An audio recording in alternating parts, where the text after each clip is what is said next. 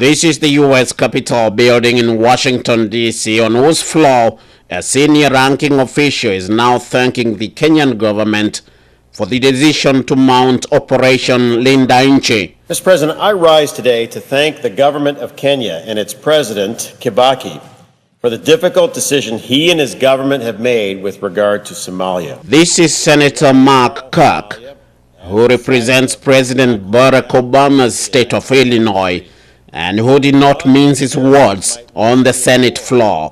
And as much as Americans might wish to ignore that troubled country, I don't think we can. The senator argues that the Al-Shabaab militia is now a direct threat to the United States for actively radicalizing and recruiting U.S. citizens. We all recall that Al-Shabaab is an Al-Qaeda affiliate that was designated as a foreign terrorist organization by the United States since 2008. And in what seems to be a direct message to the President of the United States, whose reaction to the incursion has been described by some as lackluster, the senator says that the U.S. and NATO should get actively involved in the war. And the United States and NATO should support this Kenyan action. Al-Shabaab poses a significant threat to America's national security and to Kenya's safety.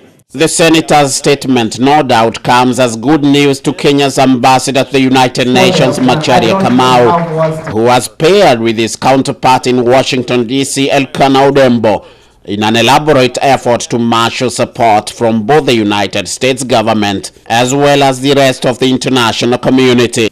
You don't negotiate with terrorists.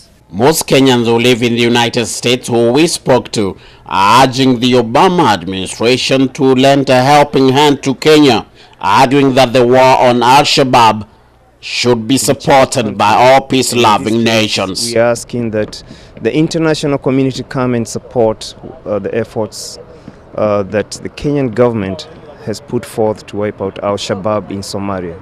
And all this coming at a time when the U.S. President Barack Obama is under immense pressure from the Republicans as well as the Democrats here at home, asking him to stop domestic and international spending in an effort to resuscitate the U.S. economy.